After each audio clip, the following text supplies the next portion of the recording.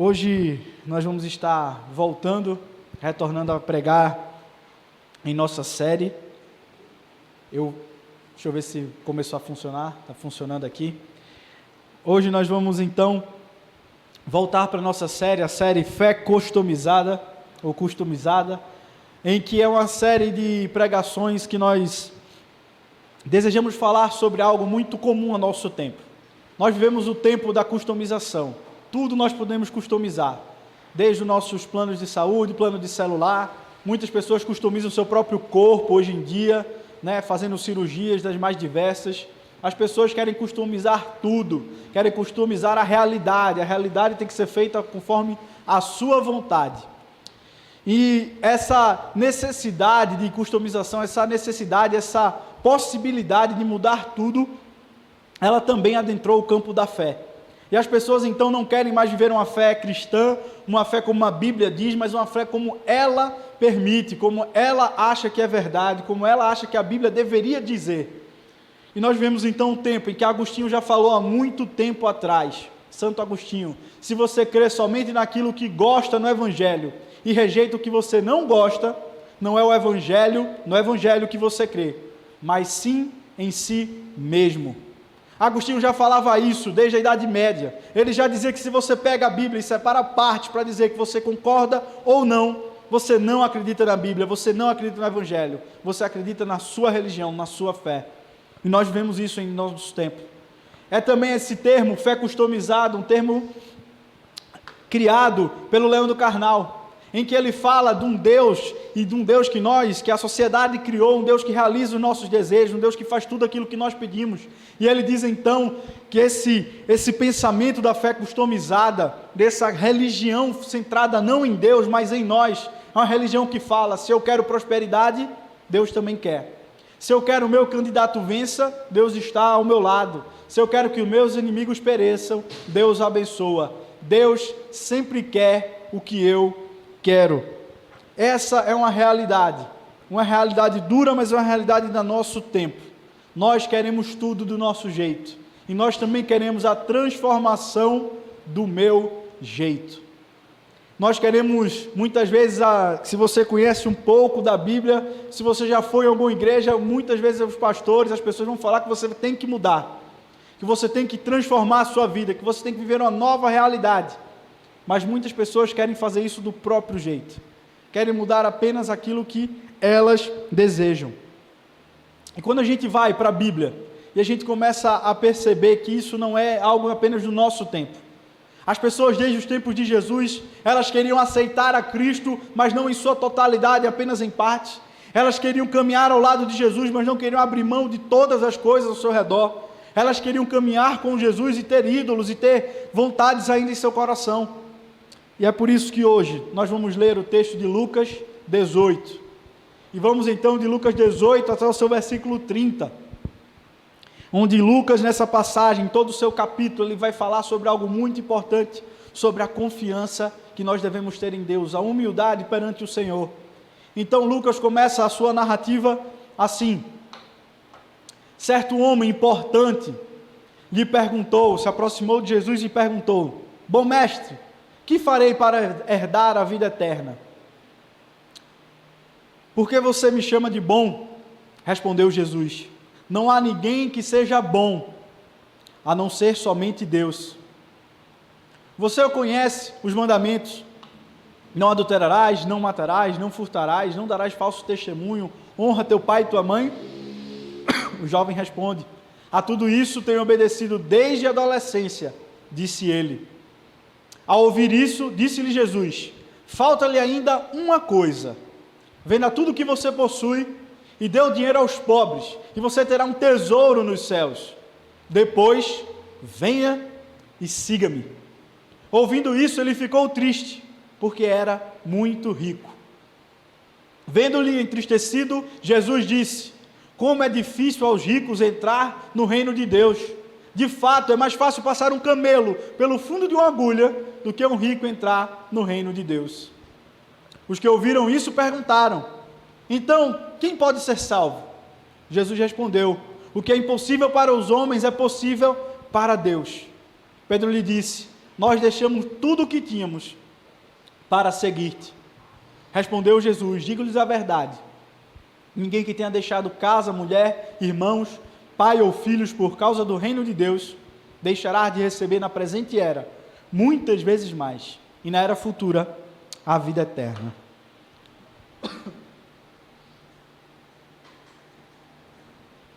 Importante para nós entendermos um pouco do contexto desse texto. Lucas, no seu evangelho, ele é um evangelho sinótico. Se você não conhece esse termo, é um termo de similaridade. Ele é um evangelho que os autores, os escritores, estudiosos da Bíblia falam que todos os três evangelhos, Lucas, Marcos e Mateus, eles tiveram a mesma fonte, eles beberam do mesmo lugar. Marcos, provavelmente o primeiro escrito, foi então utilizado como base, tanto para Mateus como para Lucas escreverem seu evangelho. Eles são muito semelhantes, possuem passagens idênticas dentro de um dos seus evangelhos. Porém, cada redação, ela possui intenção, ela possui um propósito. E Lucas, apesar de estar narrando uma história que também é narrada nos outros evangelhos, eles a coloca num capítulo específico, numa narrativa específica. O capítulo 18 de Lucas, se você quiser, tiver essa curiosidade e abrir na sua Bíblia, você verá que Lucas o tempo todo vai tratar de um tema, mas de uma proposta nesse capítulo. Ele vai começar falando de Jesus deixando as crianças chegarem perto, deixem as crianças virem até mim, e Jesus fala então, quem não for igual a criança não entrará no reino dos céus. Ele vai tratar então sobre confiança, sobre humildade. No capítulo 18 de Lucas, ele vai narrar também sobre o fariseu dentro da igreja e o publicano, o pecador, os dois em oração, e vai fazer essa comparação. Depois eu vou voltar a essa história. Mas o que eu quero que você entenda é que o capítulo 18 de Lucas, ele quer falar de algo muito importante para a nossa vida. É que a necessidade de nós chegarmos a Deus em humildade, de chegarmos a Deus reconhecendo quem nós somos perante ao Senhor. Diferente da nossa era, diferente do nosso tempo em que nós chegamos a Deus e nós queremos mudar a Deus, ou nós achamos que somos bons o suficiente perante ao Senhor. Lucas, no seu capítulo 18, ele vai deixar muito claro que o Evangelho, ele é para o humilde, ele é para a criança, aquele que confia e entrega tudo ao Senhor. Tendo então isso em mente, vamos então agora ao nosso texto e ver como a transformação do meu jeito era uma transformação também vivida nos tempos de Jesus. E a primeira pergunta que nós vamos fazer ao texto é: quem é Jesus para você? Porque é exatamente esse o contexto daqui dos primeiros versículos. Esse jovem se aproxima, certo homem importante lhe perguntou: bom mestre, que farei para herdar a vida eterna? Focando agora em primeiro lugar nessa primeira parte, para nós entendermos um pouco quem é essa pessoa. Nos evangelhos de Lucas, como nos evangelhos de Marcos, é narrado que é um homem importante que chega. Alguém provavelmente de grande importância, um chefe na sinagoga, alguém de importante no meio dos judeus, alguém de boa status na sociedade, alguém rico. Mas também é narrado e dito que é um jovem, uma pessoa jovem. E esse jovem, então, ele se aproxima de Jesus, e ele então trata Jesus, e muitas vezes as pessoas perguntam: como assim? Ele está perguntando, ele começa: bom mestre. Será que ele está realmente valorizando quem é Jesus? Ou está tratando Jesus apenas como qualquer outro? E a resposta de Jesus, respondendo a ele: por que você me chama de bom? Respondeu Jesus: não há ninguém que seja bom, a não ser somente Deus. Em primeiro lugar, esse jovem, ele mostra, através da sua pergunta, da sua forma de iniciar a sua pergunta, em que ele via Jesus, sim, como alguém importante, sim, como um rabino, sim, como alguém que ensinava, alguém que passava seus preceitos, mas não com a visão de que Jesus era o Senhor e Salvador, que Jesus era o Messias, o Filho de Deus. É uma pergunta muito mais, não colocando Jesus no seu devido lugar, como Salvador de sua vida. Ele chega para Jesus como muitos chegam e olham, como um sábio, como alguém que nós devemos ouvir seus conselhos, como um grande psicólogo, grande advogado, grande professor, olhando para Jesus como muitos olham, não como devido respeito, não como o Deus encarnado. E esse jovem então, ele fala e ele revela isso na pergunta. E esse é muitas vezes já o primeiro erro da nossa geração, das pessoas que querem se relacionar com Deus, porque elas querem ter uma fé, mas elas não acreditam que Jesus é o Filho de Deus. Então o que ele fala não é autoritativo. Então o que a Bíblia diz não é verdade absoluta. E eles então não conseguem enxergar, não conseguem se relacionar da maneira correta. E se Jesus ele não é Senhor, Ele não pode mandar em nossa vida, transformar a nossa história. As pessoas já chegam equivocadamente a Deus. Mas existe outro detalhe nessa pergunta. Porque esse jovem, provavelmente na sinagoga, provavelmente um bom judeu, ele faz um questionamento diferente, distinto. Como fazer para herdar a vida eterna? Não era uma pergunta comum do seu tempo. Havia apenas no Antigo Testamento o texto de Daniel que falava de uma vida futura, que falava de uma vida eterna. No livro apócrifo de Macabeu se fala também dessa esperança de uma vida eterna, mas não era algo que a gente vê em toda a narrativa bíblica. Mas esse jovem, ele sabia que havia algo mais. Ele sabia que havia algo além daquela realidade. E ele então estava inconformado, ele estava preocupado. Algo justo no seu coração o fazia perguntar: como então eu posso ter a certeza da minha salvação? Como eu posso ter a certeza de que a minha vida ela é justa o suficiente para alcançar a vida eterna, para alcançar o benefício do Senhor, para que eu torne Deus e Deus olhe para mim e me ache justo? Essa era a pergunta dele. Foi isso que o movimentou e o fez chegar até Jesus. E muitas vezes as pessoas estão com essa mesma pergunta no seu coração. Elas vivem bem, elas fazem o bem. Nós vivemos um tempo agora que tivemos uma catástrofe na cidade, e muitas pessoas vão para as ruas, vão ajudar, vão sim socorrer, mas muitas vezes nesse pensamento de que eu fiz tanto errado, talvez seja a oportunidade de ajudar agora, de ser bom, de dar meu dinheiro. Quantas vezes nós não já vimos pessoas que têm exatamente essa mentalidade de fazer algo bom para apagar algo ruim, fazer algo bom, fazer a caridade exatamente para que Deus olhe no final, na balança dos atos que nós temos feitos, se eu fui bom ou se eu fui ruim. Mas se você perguntar a essa pessoa se ela tem certeza, se ela é bom o suficiente, se ela for honesta no seu coração, ela vai ter a mesma dúvida desse jovem. Ela vai se perguntar: será? Será que eu fui bom o suficiente? Será que eu vou herdar a vida eterna? E C.S. Lewis, no livro Cristianismo Puro e Simples, ele fala qual deveria ser a nossa postura e o entendimento de quem é Jesus.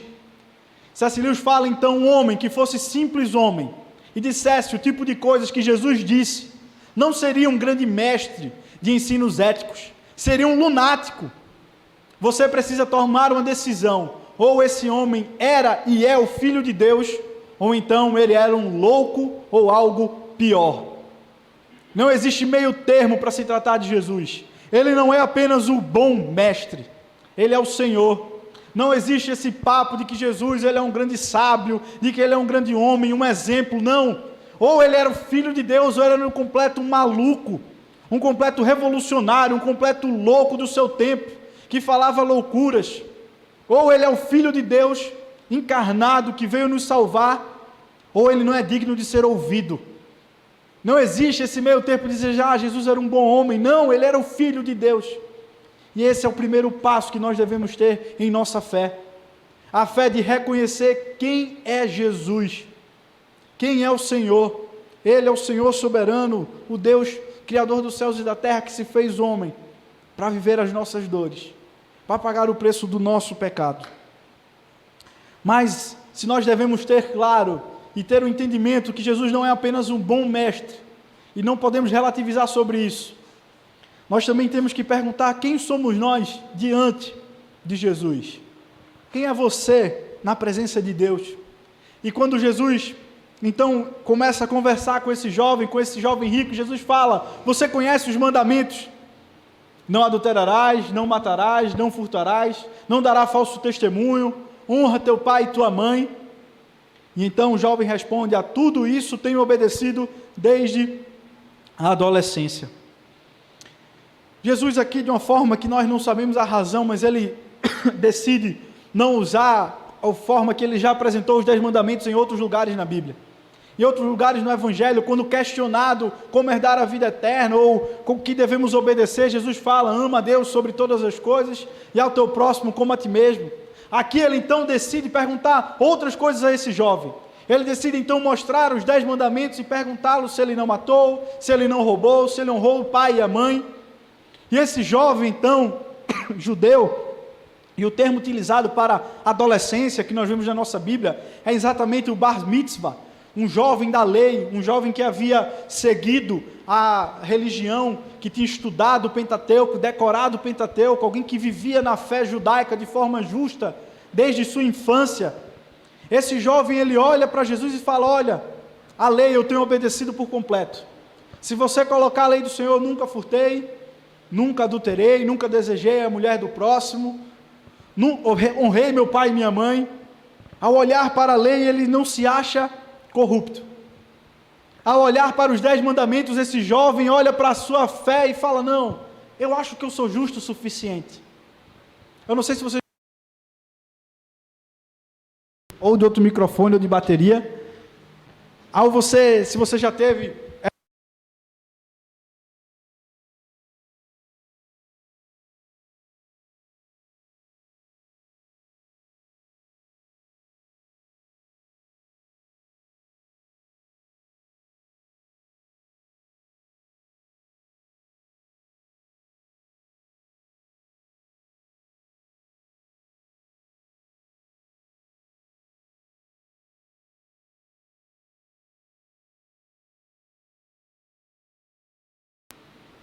Foi.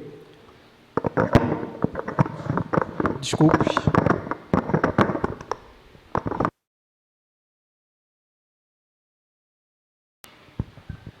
Não sei se você já teve esse tipo de conversa com alguém.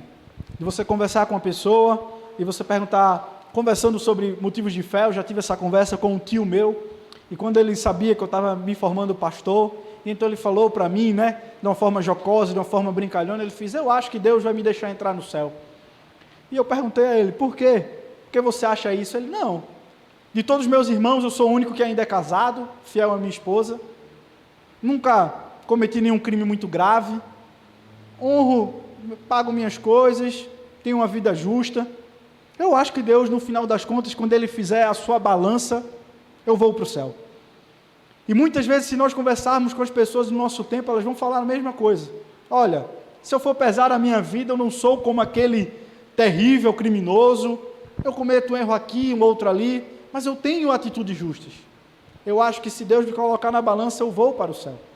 Esse é um pensamento que muitas vezes as pessoas têm no seu coração, e muitas vezes as pessoas acreditam nisso. E Jesus, em toda a Bíblia, as pessoas que Ele mais condena e que Ele mais briga, são as pessoas exatamente que têm essa linha de pensamento. A pessoa que se acha justa, a pessoa que se acha sã, a pessoa que se acha perfeita. Jesus, Ele não vai ter palavras duras contra os publicanos, que eram ladrões assumidos dentro da sociedade.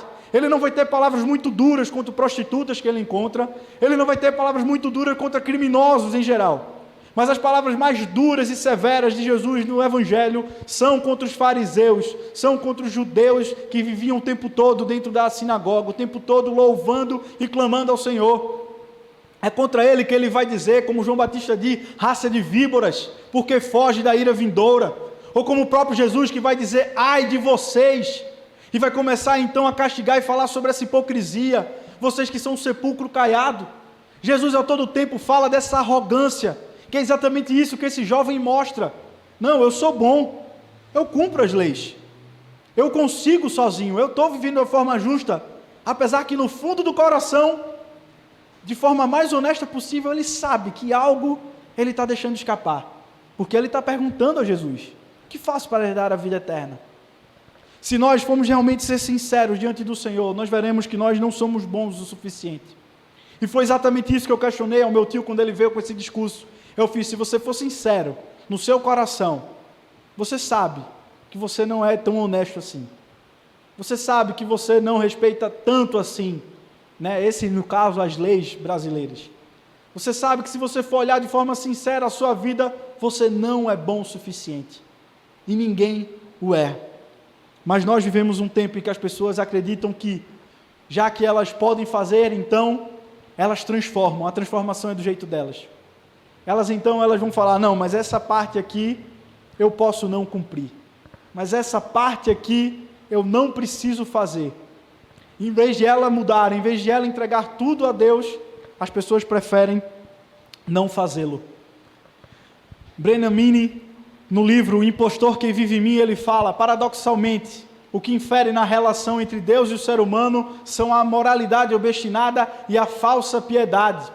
Não são prostitutas e cobradores de impostos pessoas que encontram maior dificuldade em se arrepender. São os religiosos que julgam não ter motivos de arrependimento. As pessoas que acreditam que são justas o suficiente, que são boas o suficiente, elas nunca vão parar para se arrepender. E nós vivemos um tempo assim. As pessoas, para não precisarem se arrepender, elas começam a dizer que não é pecado. Para ela não precisar mais mudar de vida, ela então começa a dizer, não, essa interpretação é da sua religião, essa interpretação é da sua denominação. É uma tática muito comum dos nossos tempos, é mudar o significado das coisas para poder cometer equívocos, para poder errar. Nós vivemos um tempo aqui no Brasil em que o aborto foi estendido para mais tempo de vida. E a estratégia utilizada é a estratégia muito comum em todos que querem a morte de um indivíduo. É torná-lo aquele indivíduo, aquela pessoa, em não mais pessoa. Então, os bebês na barriga não são bebês, são um amontoado de células. E assim facilita. Elas querem mudar então a concepção, elas querem mudar o jeito para elas não errarem, para não pesar sobre elas. Essa é a estratégia utilizada exatamente em relação à Bíblia. Se a Bíblia diz que é alguma coisa errada, não, quem deve estar errado é a Bíblia. As pessoas então dessa forma, elas estão começando a se achar justas o suficiente, boas o suficiente. Mas eu sou bom. Mas eu sou justo. E essa era exatamente a mentalidade desse jovem rico, ao se aproximar de Jesus. Mas Jesus então começa a deixar muito claro como é se relacionar com Deus. Ao ouvir isso, disse-lhe Jesus, falta-lhe ainda uma coisa, venda tudo o que você possui e dê dinheiro aos pobres, e você terá um tesouro nos céus. Depois venha e siga-me. Ouvindo isso, ele ficou triste, porque era muito rico. Aqui Jesus, por mais uma vez, ele confronta as pessoas. Ele confronta agora esse jovem rico. Jesus, a palavra vem e siga-me, é dita várias vezes nos evangelhos, para várias pessoas. Alguns respondem e seguem, deixam tudo como foram os discípulos, que é narrado, e que quando Jesus, após o milagre de ser feito, ele diz, venham, sigam-me, venham se tornar pescadores de homens, a narrativa é que eles deixam tudo e o seguem. Quando Jesus passa na frente do publicano, Mateus, que estava sentado na coletoria de impostos, cometendo seus crimes, Jesus passa por ele e fala, venha, siga-me. Ele se levanta, deixa tudo e o segue. Jesus, ele não está falando uma novidade para o jovem rico, ele está falando algo que ele já falou em outras passagens, diversas vezes, mas aqui ele vai atacar o problema do coração do jovem rico. E ele fala para ele de forma específica, venda tudo o que você tem, venda toda a sua riqueza, depois venha e siga-me. Ele ataca exatamente naquilo em que o jovem tinha no seu ídolo, no seu coração. A sua riqueza era aquilo que dava confiança, que o dava alegria, que o dava certeza, que o dava prazer. E Jesus então fala, largue isso e siga-me. Mas quando nós olhamos para essa passagem, nós precisamos perguntar em nossa vida, o que é então que nos faria deixar e abandonar a Jesus? O que será que Jesus está dizendo, venha, siga-me, e nós não queremos abandonar? Que nós temos a dificuldade de deixar para trás. Eu gosto muito de um grupo, One Time Blind, um grupo americano, em que ele faz um esquete, um pequeno esquete, sobre uma mulher que está carregando um grande saco de lixo. E Jesus chega para essa mulher e fala, olha, eu quero carregar esse seu lixo, eu quero carregar, eu paguei o preço para carregar esse lixo que você está carregando, deixa eu carregar. E então essa mulher pega esse grande saco de lixo e entrega para Jesus. E quando Jesus toma o saco de lixo e começa a carregar, essa mulher começa a dizer, olha, eu estou leve, olha, eu consigo andar, eu consigo me mexer como eu não conseguia antes. Mas então ela começa a dizer, calma, Senhor, deixa eu abrir o saco de lixo, deixa eu pegar só um pedacinho, só um pequeno lixo, deixa eu guardar ele aqui perto de mim, é para eu lembrar tudo aquilo que o Senhor fez por mim, é para eu lembrar tudo aquilo com quem o Senhor é, deixa eu guardar esse lixo.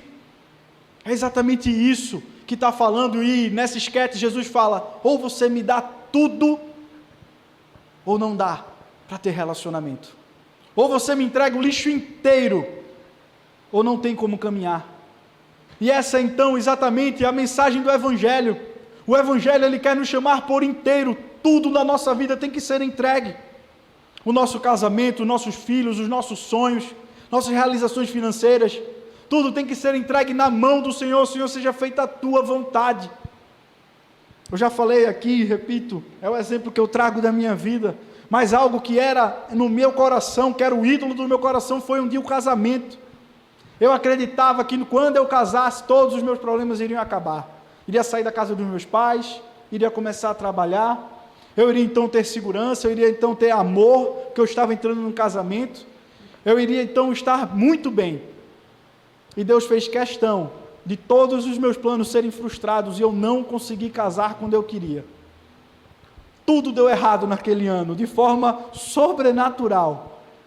Eu vi a mão de Deus pesando e acabando com o meu sonho, dizendo de forma muito clara no meu coração: você tem que entregar tudo a mim. E você vai casar quando eu quero, e você vai entender que o casamento não é o fim último. E aquilo foi duro de entender. Eu me vi exatamente como esse jovem rico, quando eu tive a notícia que não poderia casar, quando eu tive a notícia que todos os meus planos, todos os meus sonhos tinham sido mudados por não vontade minha. Eu me lembro exatamente como esse jovem rico, provavelmente muito entristecido, chorando, se afastando de Jesus. Eu fiz essa caminhada, de sair chorando, porque Deus havia pedido tudo de mim. E não era para eu casar naquele momento, não era para eu realizar o meu sonho, porque eu devia entender que não era nisso que eu ia ter alegria. O jovem rico aqui, ele não consegue entender isso, e a Bíblia não fala se ele volta, se ele se arrepende, apenas fala que ele sai entristecido. E Jesus então serve exatamente para nos confrontar. O que será que nós precisamos abandonar? O que será que nós precisamos deixar para trás? Será que é uma promoção no nosso emprego? Será que é um sonho? Será que é um desejo da nossa família? Será que é um hábito na nossa vida? Algo que nós fazemos sempre, algo que nos deixa feliz? Será que isso está nos corrompendo? Será que é a nossa rotina na semana que está nos levando ao pecado e nós vamos precisar mudar? Será que vai ser exatamente o tipo de material que eu assisto, as pessoas em que eu consumo, o tempo de internet que eu gasto? Será que é isso que está me levando ao pecado? Eu vou ter que mudar isso? Deus, ele requer tudo de nós. O Evangelho é um Evangelho sim do amor, é sim um Evangelho da graça, mas é um Evangelho que nós somos pecadores. E nós precisamos de arrependimento, de mudança de vida. Arrependimento é mudar de vida em 180 graus. Se nós íamos para a direita, é virar para a esquerda. Se nós tínhamos um hábito, é mudá-lo completamente. Esse é o Evangelho. Mas nós vivemos uma transformação do nosso jeito.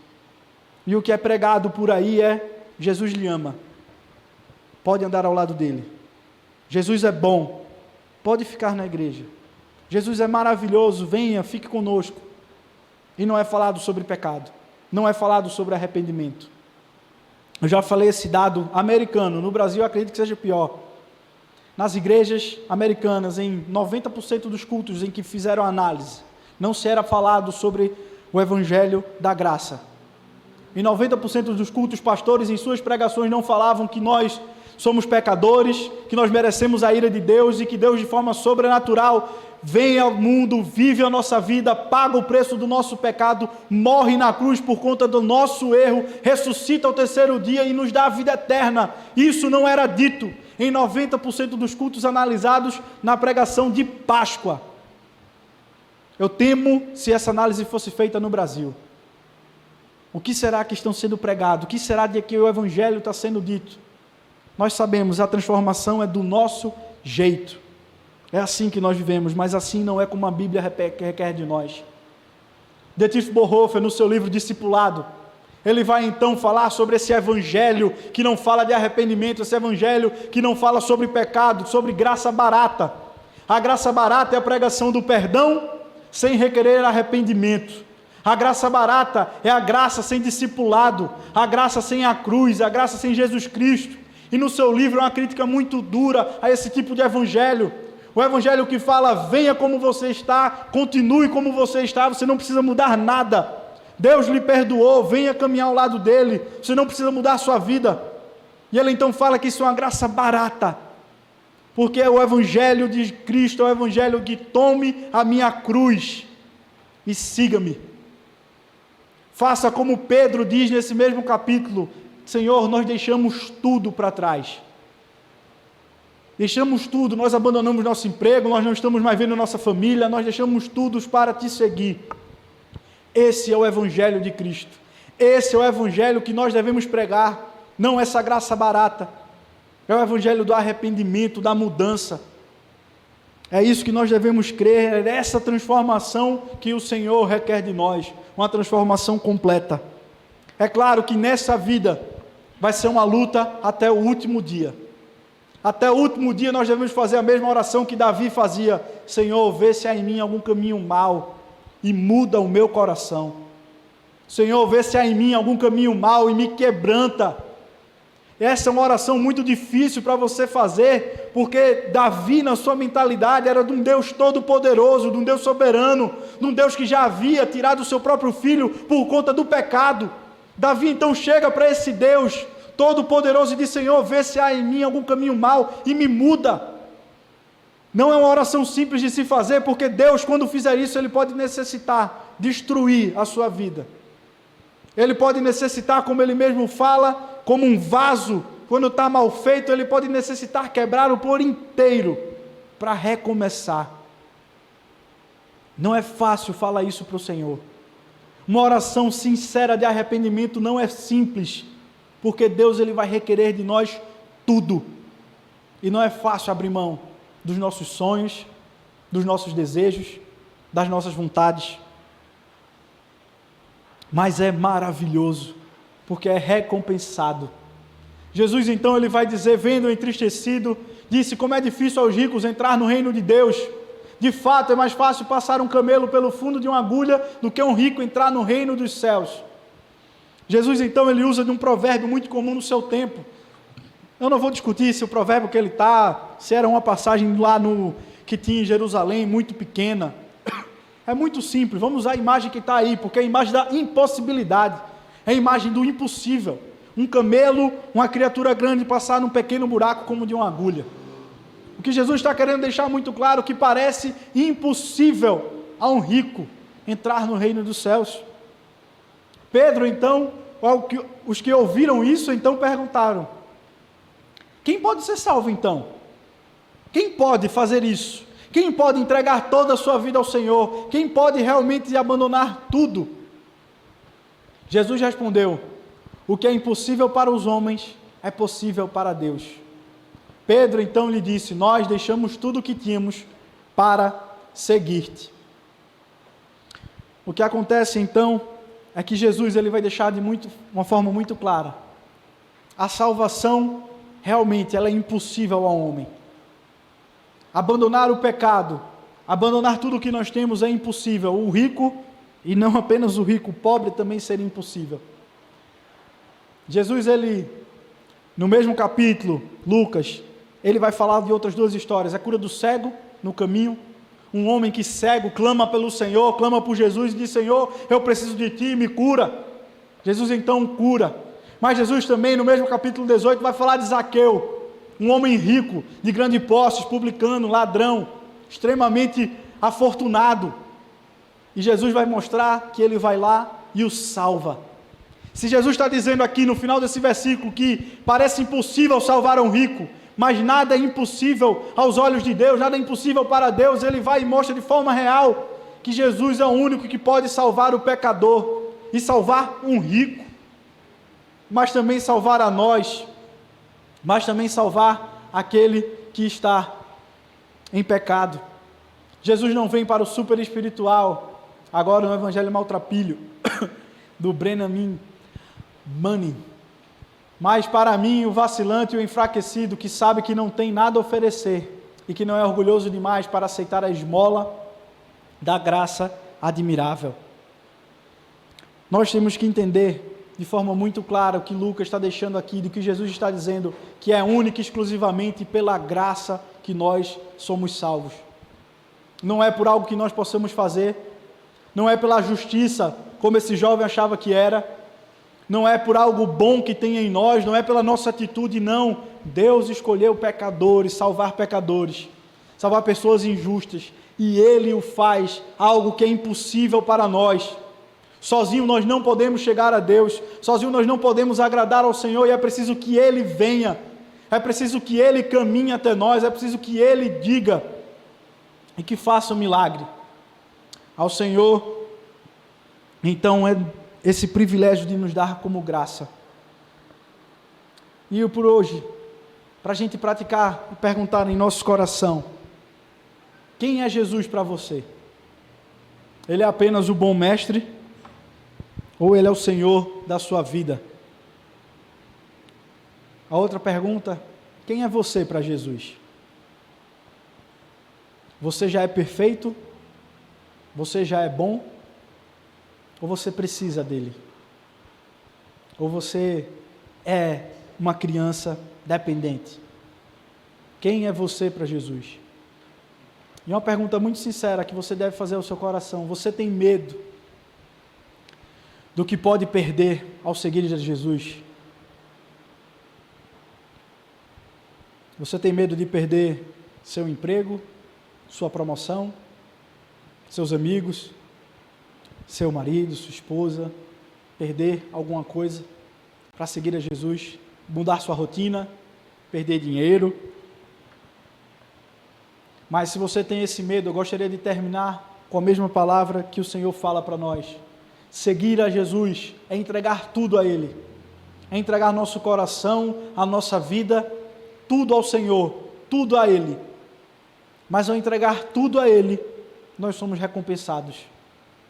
Respondeu Jesus: digo-lhes a verdade, ninguém que tenha deixado casa, mulher, irmãos, pai ou filhos por causa do reino de Deus, deixará de receber na presente era muitas vezes mais, e na era futura a vida eterna. Seguir a Jesus é entregar tudo, mas ao mesmo tempo também ter tudo. Quando nós entregamos a nossa família a Jesus, nós vamos tê-la de forma completa. Quando nós entregamos o nosso casamento todo a Jesus, aí sim nós vamos poder desfrutar do verdadeiro casamento. Quando nós entregamos nosso trabalho todo inteiro ao Senhor, nossos sonhos, aí sim o trabalho vai ter significado e vai ter relevância em nossa vida. Quando nós entregamos nossa vida ao Senhor, é a partir desse momento que nós começamos a desfrutar da vida em abundância e da vida eterna. É entregar tudo a Deus e receber tudo em troca.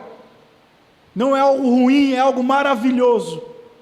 Não é algo fácil, mas que vale a pena o esforço nosso de aceitar a graça de Deus e a misericórdia em nossa vida. Então que possamos agora orar ao Senhor e receber a sua bênção. Senhor, meu Deus e Pai, muito obrigado, Senhor, porque Tu és um Deus maravilhoso. Muito obrigado, Senhor, porque Tu és um Deus que requer tudo de nós, mas o Senhor já pagou o preço mais alto, que foi pagar com a própria vida.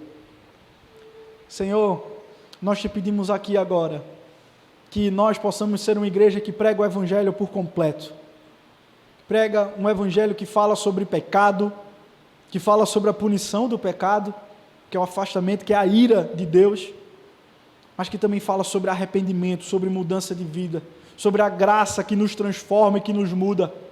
E por isso, Pai, nós clamamos a Ti: muda o nosso coração, derrama a Tua graça, Senhor, para que nós possamos enxergar onde nós precisamos mudar, Senhor, porque nós não somos bons, nós não somos perfeitos, nós precisamos de Ti, Pai, iluminando as áreas sombrias do nosso coração, para nos revelar onde nós precisamos abrir, Pai. Nos ajuda, Senhor, a abrir mão de tudo, nos ajuda, Pai, a entregar nossa vida a Ti, para retirar todo o lixo da nossa alma, Pai. Faz isso em nós. Pai, se revela àqueles que não Te conhecem, para que eles possam perceber a Tua maravilhosa graça, que eles não são bons o suficiente, que eles precisam de Ti para mudar a sua vida, para terem vida e vida em abundância, e terem a certeza da vida eterna. É isso que nós Te pedimos, Pai. E agora, abençoe a Tua igreja. Que o amor de Deus, nosso Pai, que a graça do nosso Senhor Jesus Cristo, que o poder e a consolação do Teu Santo Espírito esteja hoje e para todos sempre sobre a Tua igreja. Amém.